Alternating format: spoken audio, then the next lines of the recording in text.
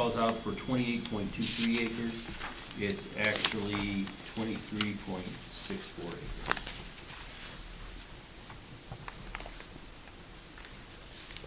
Good. This project was part of the Brooks, that was part of the Lake Erie Shores PUD. The site is located on the west side of Bacon Road, north of Dufton Lane, and south of Copperleaf Drive. The preliminary development plan for the Brooks was approved by the township in 2004. The preliminary development plan consisted of 118 detached condominiums on private streets. The first 4 units of the Brooks were dedicated in July of 2005. The Brooks consisted of 23 phases and 40 units. The last unit built was number 40, and that was dedicated on July 2018. Since then, the site is sat idle for about 4 years. Bacon Road LLC purchased the property on October the 21st. The development plan before you tonight is the remaining 23.64 acres of the Brooks. McKinley Crossing consists of 44 single-family homes on about 1,540 lineal feet of public roadways. Again, this is public versus the other one was private. The lots are 60 feet wide at the building setback line. The lots have a minimum of 30-foot front setback from the road right-of-way, 22.5 feet for the rear, and 10 on each side yard. This preliminary plan for McKinley has a total of 11.57 acres of open space, or 49%. The net area is a little over 12 acres, which the density for that comes out to be 3.65 units per acre of the net area. The density based on the entire site would be 1.86 units per acre.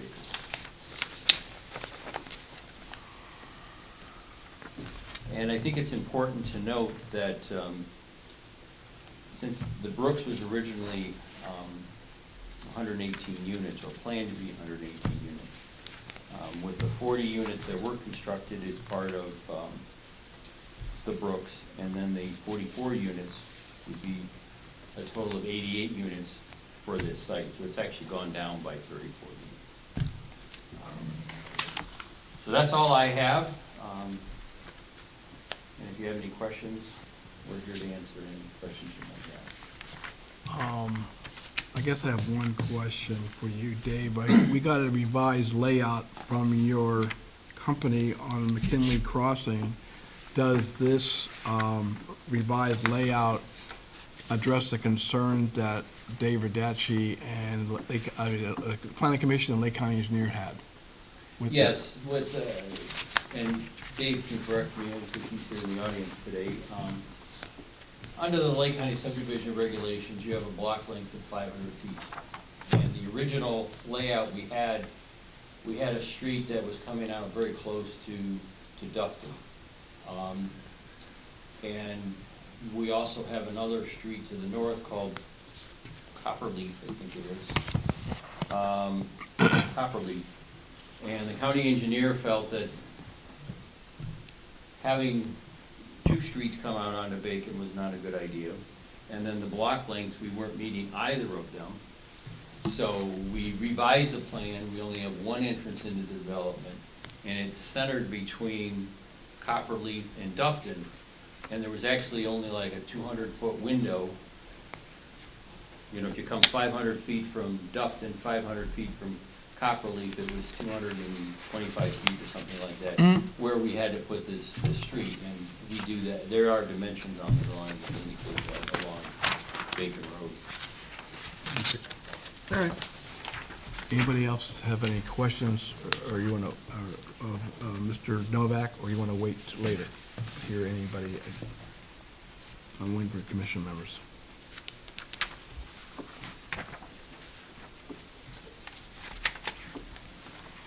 Nothing at the moment. I'm looking for, You have a discrepancy, you said, of about 5 acres. And is that the latest figures that you had, right? And yet it wasn't corrected on here. Was there any reason for that, or was it just? Well, no, it's corrected on our plan. Yeah. Our plan shows the 23 points, whatever I said. 6.4. Oh, 6.4. But the agenda for tonight has the wrong acreage. And again, I'm one who's wants to make sure that we all understand and we have, the detail is there so that I had a question about that, actually. When you were reading it off, I noticed that it was different. Is that due to the land swap, maybe, in the beginning? some of it would be to the land swap, but actually, the land swap is not 5 acres. How much is that Okay. land swap?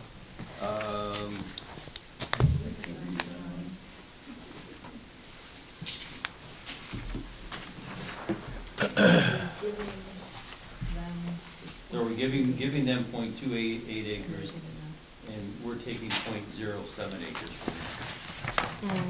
So that's, even if you added the acreage that we currently own at 0.7, we still would get close to the 28. Okay. Okay. Any other questions, John? No, not right now. At least not this time. Darryl, you have any questions this time? No, I just want to make sure that and I saw a drawing, but I can't find it now.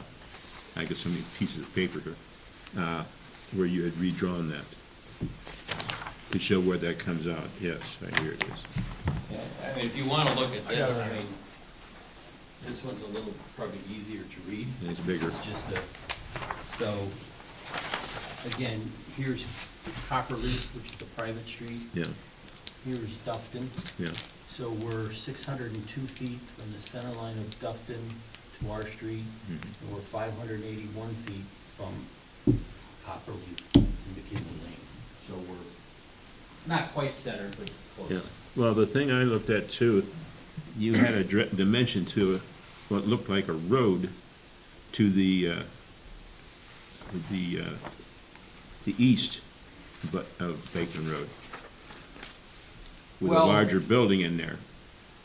That's not a document that was prepared by us. That was a document that was prepared by, I believe, Tracy from the Lake County Engineers Department. And if there was a dimension, or there was a dimension that Yeah. showed, but that, on the east side, there are no streets. There is a commercial building over there. That's what I thought it was, because but the way it's done, it looks like it's another residential street.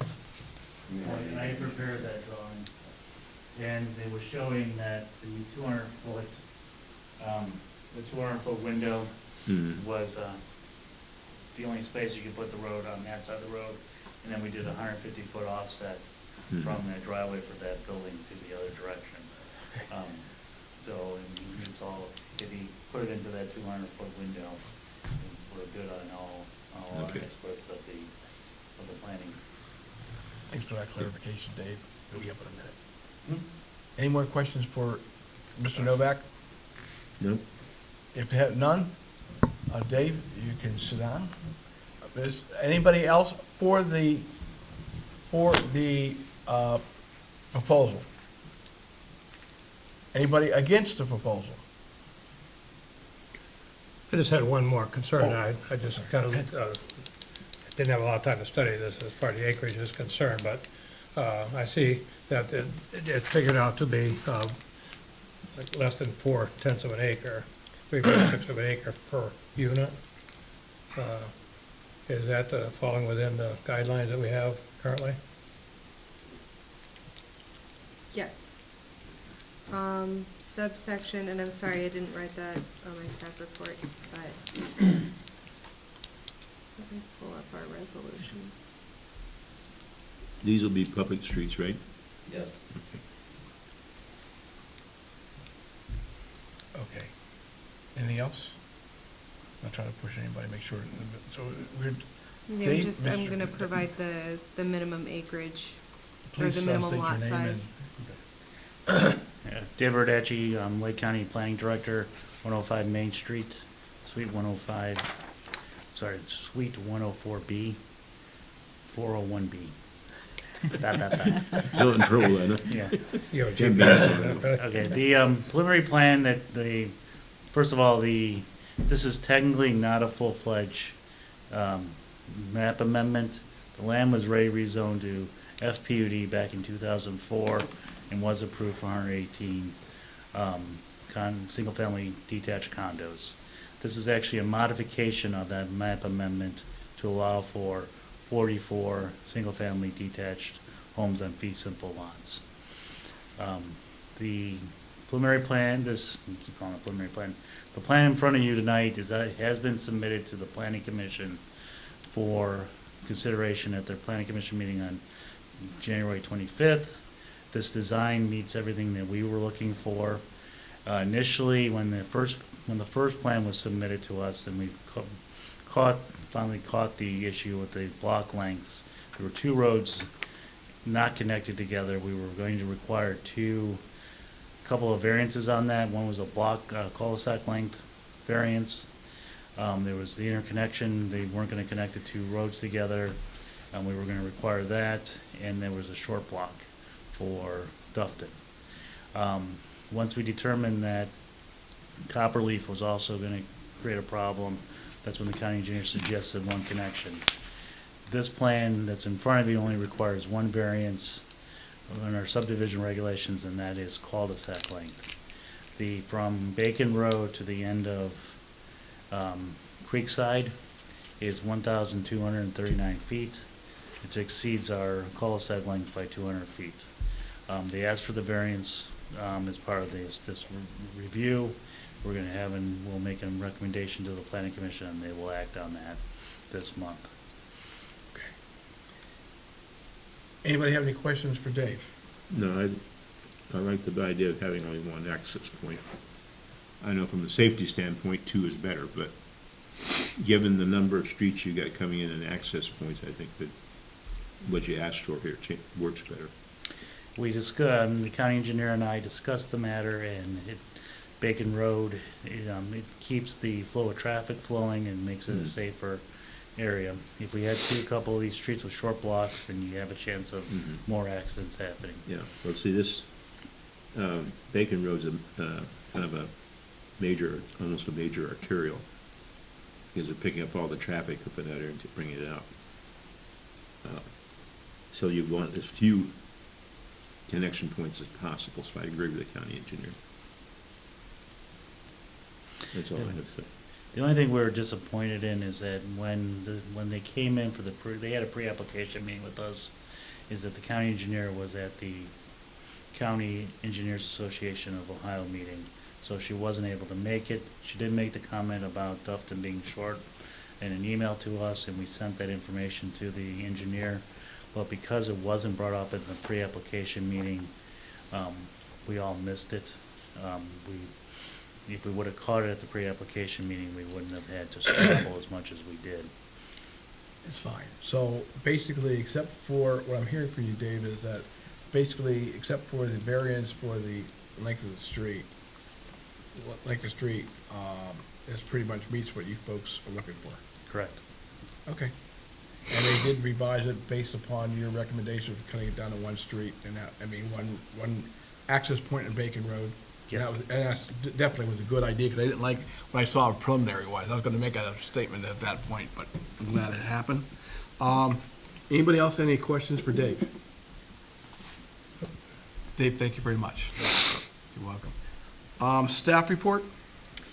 Mr. Chairman, first to answer John's question regarding density. So we don't have a minimum lot size. We do have a minimum density requirement, and it shall not exceed 4 dwelling units per net acre, which this does not. It meets all of our setback requirements. The items to note are in relation to parcel 39 and 40. They do not meet our minimum lot width requirement at the right-of-way line, which is 32.7, sorry, let me get that exact number. 32.72 feet at the right-of-way. Lot 39 is proposing 25.89 feet at the right-of-way, and Lot 40 is proposing 27.51 feet at the right-of-way. It is worth mentioning that the applicant is proposing a 50-foot buffer along the properties adjacent on Dufton. And that is a courtesy extended to the township. We only require 35, but because there were some concerns from the neighbors along Dufton, they increased that buffer size. When they went from the 2-lane roadway to the 1-lane roadway, they had to encroach slightly on that 50-foot buffer, where the easternmost cul-de-sac for Creekside Court is located.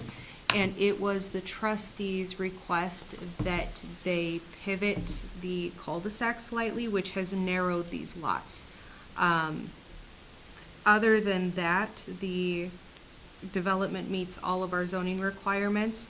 But because of these two deviations, if you make your recommendation for approval to the trustees, we recommend that you recommend to the trustees they approve it as an FPUDB, because it does not meet our requirements in section 32 entirely.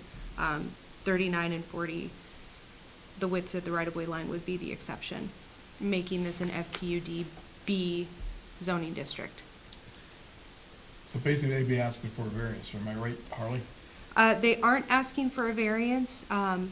The mechanism that we have in section 32 that allows a developer to deviate or request to deviate from our requirements as listed in section 32 Okay. is that we that we call it an FPUDB zoning district. And that allows the zoning commission and the board of trustees to approve a plan with deviations as long as they meet all of the requirements. And Dave Radacci helped me by providing the list of those requirements that they have to meet or they have to address. And if the chairman so desires, I can read off that list to you now. Okay. So item 1, to be evaluated for whether or not it's appropriate to classify this as an FPUDB and approve the preliminary development plan as submitted. Number 1, the nature and extent of each non-compliant item with the requirements set forth in section 32 of the Township Zoning Resolution. Sublots 39 and 40 do not meet the minimum frontage on the right-of-way. So this basically says that it is appropriate to call it FPUDB if it does not meet, if it's non-compliant with any of our requirements in section 32. And these lot widths at the right-of-way are that item that we're, Okay. anyway, sorry. Any impact of such non-compliance on any adjoining properties. No impact on the sublots 38 and 41, which is adjoining on either side, or to the sublots along Dufton, so it meets that standard. The reasons for non-compliance as explained by the applicant that prevent strict compliance with all of the requirements set forth in section 32 of the Township Zoning Resolution. The developer is trying to maintain a 50-foot buffer along the sublots on Dufton. So that would be the reason why they are non-compliant. Whether the PDP as proposed will be in accordance with the general objectives or with any specific objective of the zoning resolution and/or township comprehensive plan.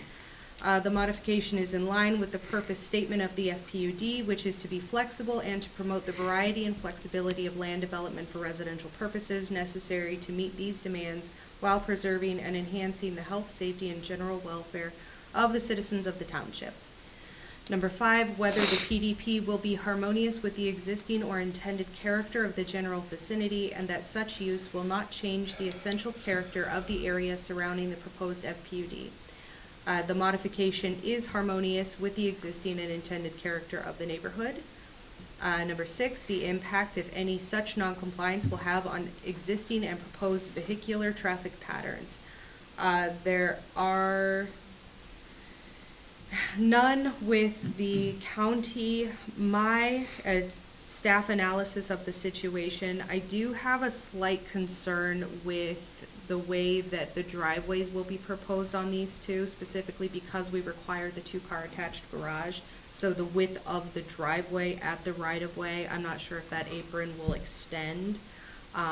So there may need to be a requirement that it be a one-car entryway onto 39 and 40, and that it then brought in to accommodate two cars.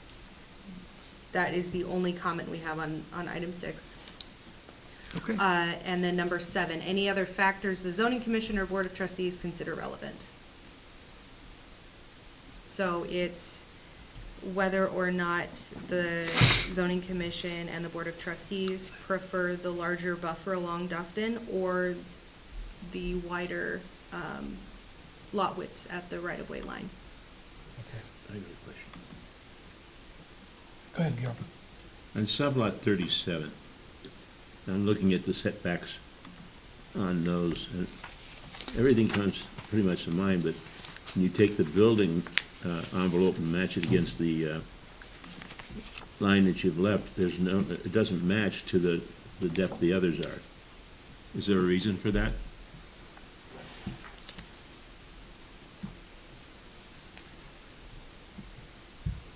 Well, again, as Harley had mentioned, because again of that buffer that we have along Dufton, but actually, if you look throughout the development, for instance, sublot 8, that's on the, when you come in off of McKinley Lane, go to the right on Niles Drive, sublot 8, that again is a shorter lot. These boxes on here are really just for the Kind of- developer to realize what size homes he could build on. Okay. And based on our conversations with the developer, again, there are some smaller ones on here, but he feels comfortable that he can build a quality home within those constraints. Okay. Because that just kind of jumped out at me. Plus you had a red mark next to it. Oh. Something wrong with the dimensions, I think. I'm not gonna say one way or the other because I don't know and I hadn't had a time to talk to you about it. Okay. Any other questions, Joe? No, I'm done. Anybody have any questions for Harley? Or any other questions? Anybody have any questions for Mr. Novak representing McKinley Crossing? Mr. Radachi from the Lake County Planning Commission? Or from Harley from the staff? If there are no questions from any members, additional questions, then I guess what we have to do, I can have a motion either to close the public hearing or continue the public hearing at a future meeting, which would be February 14, 2022. I think they're only options we have right now. To either close the public hearing or continue it. So what is the commission's pleasure? Have we heard enough to close it? I guess that's what we're looking at. There was a mention of a 50-foot buffer and that some of the people in that particular area, and I'm not sure if I caught the exact area where they thought we were squeezing it a little bit too much or something. On sublots 39 and 40? Yeah. Was that what the area that you're talking about? Yes. 39 and So 40. this cul-de-sac, initially, when they first proposed this plan, this cul-de-sac was pivoted down, and so it encroached into the 50-foot buffer. I And see. it was, the trustees requested that they pivot that back up to keep it away from the 50-foot buffer, which narrowed the entrances of these two lots. They do still meet the 60-foot width requirement at the building setback line, they just have a narrow entrance. Okay. And you've got a very. Now, there was, For the planning commissions. stipulation. I'm not seeing on the map right here, there's a road that previously was put in, it's dead end, and I presume it was gonna join in to this up someplace there. Oh, this one here?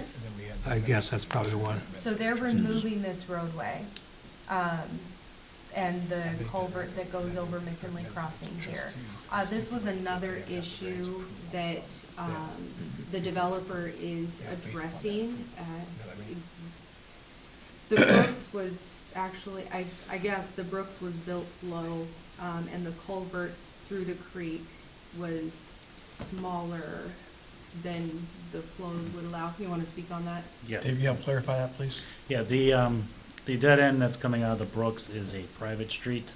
We cannot connect and have them use it as a connection into the public streets because we would have to require them to get an easement from the condo association.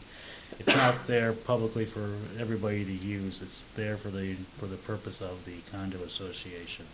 So they're removing it partly because they can't use it and partly because the trustees wanted that culvert removed because it's causing some flooding issues. Thanks, Dave, for the clarification. So if that, part of that connection is already established there, right? It just ends in the field, or?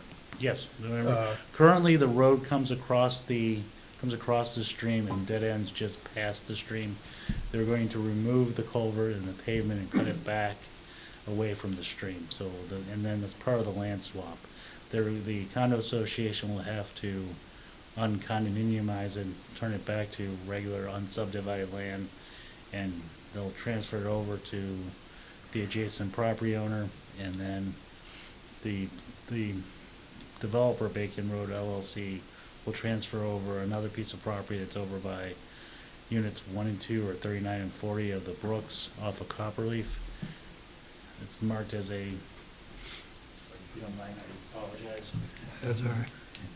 But this piece, and this piece right Right, here. yeah. Right here. Yeah. So this piece is being transferred over to, they're gonna build another condo and they'll come off the street on Copperleaf Drive. And this portion here is currently condominiumized. It's gonna be uncondominiumized and added to, Now, the one that's not finished right now, yeah, was that off of Copperleaf? When you- yeah. So it comes out here? So Copperleaf comes in and connects into Okay. this, and then this will be a dead end. So this would be a dead end, but will there be a circle there then, or, No, because there's a circle right here. so they just ended up here? No, there's a unit right here, but the distance, it's not that far to back up. It's kind of muddy to back up and turn around. I know. I did that. Okay, you ready? No, not yet. Any other questions for the commission, members have?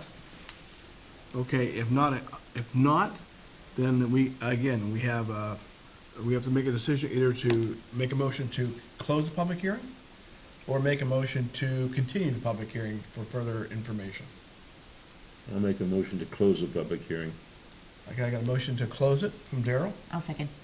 Amy, second. Any discussion on the motion for closing the public hearing? Hearing no discussion, roll call, please. Okay, Amy, Yes. Darrell, Yes. John, Yes. and Chairman. Yes. Okay, public hearing is now closed, and we will take it up at a later date on the agenda. Okay, earlier I said we switched public hearing and election of officers, and now we're at number 5, election of officers. This is a yearly function we have to do every year. So we have 2 officers, chairman and vice chair, and since I'm the chairman, I'm going to keep quiet and let you folks decide what you want to do. Darrell, did you want to say something, or? I don't have a problem with keeping it the way it is. I feel, at the point that we're at right now, that unless there is some reason to change leadership, then I would nominate Ted as, to continue on as chairperson. I would agree. You need a second? Second. What are we doing? I didn't even listen. We gonna keep the same, keep the You same didn't officer? listen. I didn't listen. I You should start listening. Dozing off there. But we're gonna have same officer, is that what the motion is? He made a motion to elect you as chair. Yeah. Oh, That'd be and you first. seconded? That was quick, Amy. Yeah. Okay, I have a motion for elect me as chairman again. Any discussion on that? Roll call, please. Hold on one second. I forgot how we go about doing We just go in this. each Okay, one. So, We don't vote a slate, I don't think.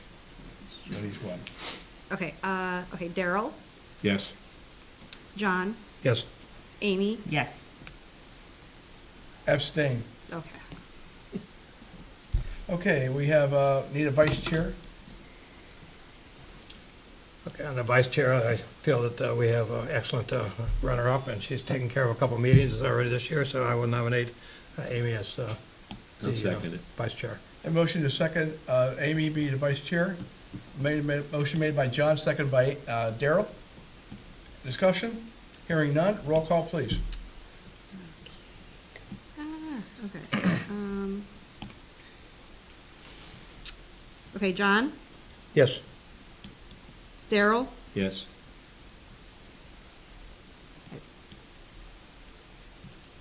Chairman? Yes. Okay. Okay. Thank you, folks, very much. I appreciate it. Thanks for your confidence. she didn't ask you for the vote. Now, She now, whispered it to me. now that I'm chairman, now I'll screw up everything the rest of the time now, so, thank you very much, folks. Under new business, okay, case 2202, ZC 485 Riverside Drive, zoning amendment. Request to rezone 2.79 acres of property located at 485 Riverside Drive from R1 Single Family Residential to Community Service. Staff, I mean, we have information in front of us. The matter is, what we're looking at right now is if we have enough information to set a public hearing for this parcel. If you look in the packet in front of you, it appears to be that there's a house that is in the lot that we're looking at is to rezone, is a house, single-family house that is between the Riverside campus and the Historical Society building, and this is the building that they are looking at to, that's what the rezoning is for. All around it is community service, so it's basically just taking around it and making it all one community service. And I take it the school board owns it? Yes, I'm assuming the school board does own it. Any words of wisdom from the staff, please? Yes, Mr. Chairman. So for this case and the following two, you are receiving the application and setting for public hearing for February, the next regularly scheduled meeting. There doesn't need to be discussion tonight, and most of that discussion honestly should take place during the public hearing anyway. So just receiving and setting for public hearing for the next regularly scheduled meeting would be my recommendation. Okay, we have a recommendation from the staff to set a public hearing for this zoning amendment, the rezone, to the next meeting, which would be on February 14th. So I need a motion set a public hearing for this case. Mr. Chairman, I'll make that motion. John made a motion to set the public hearing. I'll second. Daryl seconds. Discussion on the motion. Hearing none. Roll call, please. Okay, John, Yes, Amy, Yes. Daryl, Yes. and Chairman. Yes. Okay. Case number 220203. I can count it. I got my fingers there. 120 Fairport Nursery Road, application to zoning amendment to rezone 12.27 acre parcel, splitting it and combining 3 parcels into a B2 General Retail. It is, if you look on the packet that's given to us, I don't know, where is this, we're rezoning it from R4 multi-unit and I2 heavy industrial to B2 General Retail. Harley, where is this located on Fairport Nursery Road? So this is right at the bend of Fairport Nursery Road and Blaze Nemeth. Let's see what maps you guys have. This one here, Okay. this one. Oh, okay, I'm sorry. So. Yeah, okay, that- gotcha. That's the bend of Blaze Nemeth. The property owner owns a total of 3 parcels. So the way that this is being split up can be a little bit confusing because they haven't yet split the parcels. But what the property owner wants to do is combine the front of the 2 I2 parcels as well as that R4 parcel, and rezone that to B2, and then keep the zoning in the center of those 2 long, heavy industrial parcels that ultimately meet up with Greenside Drive on the other end. They would then cut off the end, which is the next case, cut off the end of those 2 heavy industrial parcels and create 2 R3 parcels to match the zoning on Greenside Drive. Okay. All right. Again, okay. So again, what we're being asked to do for this rezoning is to have a public hearing for next meeting. So, any questions to staff? Hearing none. We need a motion to set this to public hearing. I'll make a motion. Amy made a motion to set case 2203 to public hearing on 14th of February. Need a second? I'll second. Darrell seconded. Discussion? Hearing none. Roll call, please. Okay, Daryl, Yes. Amy, Yes. John, Yes, and Chairman. Yes. Okay. Case 2204 is to rezone 12, again, 12, I'm looking at the wrong one. How about that? Look, 2 the same, I got 2 the same. I got 2 120s, all right. Oh. 0 Greenside, a 1.58 parcel. We're splitting it into a R3. So we're gonna go 2 are currently I2 parcels that are I2, combining the 2 and rezoning it to a R3 duplex dwelling. I don't have any information on that in front of me. Here, Mr. Chairman. It's on there with the, Oh, is it on there with, oh, I'm sorry. No, this is it's these parcels here. 20. Oh, that's where, that where it is? It's a part of this. Oh, It is a part of this, but there's 2 separate applications. Oh, I'm because sorry. they're rezoning. Well, this is that application. Oh, So okay. I'm not sure why you don't have a copy. We must have messed Don't up worry somewhere, about it. but, so here's a copy for you of the actual documentation. But because they're the same parcels, but they're rezoning 2 different zoning districts, they're 2 separate Same owner? cases. Same owner, yes. Yeah. okay. So they want to split that and go to a R3, right? Is what they want? Yes, Mr. Chairman. Okay, that's fine. All right. So, another rezoning request for public hearing. Staff would like to have us set a public hearing for this rezoning request. So I'll entertain a motion for moving this case number 04 to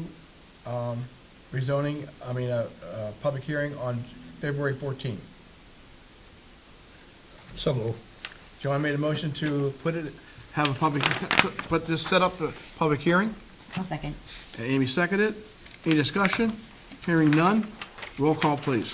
Okay, John, Yes, Amy, Yes. Daryl, Yes. and Chairman. Yes, thank you. Yes, thank you very much. I can't even hear that. Okay, that's it for new business. Old business, rewrite sign section. Is that one we want to continue? Yes, Mr. Chairman, thank you. That would be fine with me. Is that okay with the commission members? Yes. It's fine with me. Nobody's saying a word? Okay, we'll go move on. Okay, item number 10, address the dispensation of any closed public hearing. We had a public hearing today of McKinley Crossing. We closed it. Now we have a decision to make to whether we want to approve it as approved to recommend to the trustees with either A, no stipulations, or as presented tonight with stipulations. Mr. Chairman, I Go ahead. just want to remind the commission that if the commission makes the recommendation for approval as submitted to the trustees, that they Right. recommend approval as submitted as an FPUDB district. All right. Okay. So, Any other stipulations that staff wants? No, thank you. Okay. all right, so, okay, that's where we're at. So, And just, you're in the process of getting a variance, right, Dave?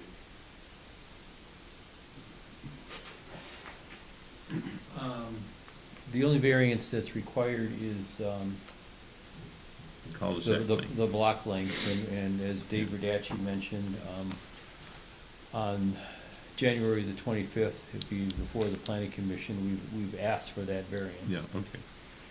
all right, I don't have a problem. I just want to make sure that's what was going on. okay, thank you. All right, do we have an approval recommendation of approval to the trustees? Are we allowed to make a variance like that, a change? Approval with a variance? Yeah. I mean, no, we can't override county regulations, but it could be conditioned on the variance being. Yeah, we have a condition. Yeah, that's all I would do. Just make a stipulation that, you know, that. That's outside our Stipulated jurisdiction. That we have the approval. Yeah. So John, I think we can approve it with the stipulation that they That get, it be changed get to the variance okay. approved by the planning Okay. commission. Well, I think she, Another comment, your recommendation is going to the trustees, and more than likely, they will have the answer to their variance request by the time it reaches the trustees, and the trustees will have to receive the application, set it for public hearing, and either approve or deny. So I wouldn't say that it's necessary to put that stipulation that they be granted their approval, Okay. because ultimately, if they don't get the approval of the variance, the the one county won't let them stipulation build. we gotta do is the district change. Harley gave us that Right. district changed. The FPUDB, yeah, So that has to be it has to be in the motion. right. So, does someone like to make a motion on that account? Like with Darrell. Dear.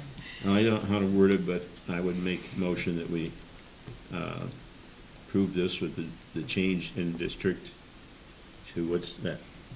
FPUDB district. FPUDB. District. And, Recommend approval. yeah, recommend approval to the trustees.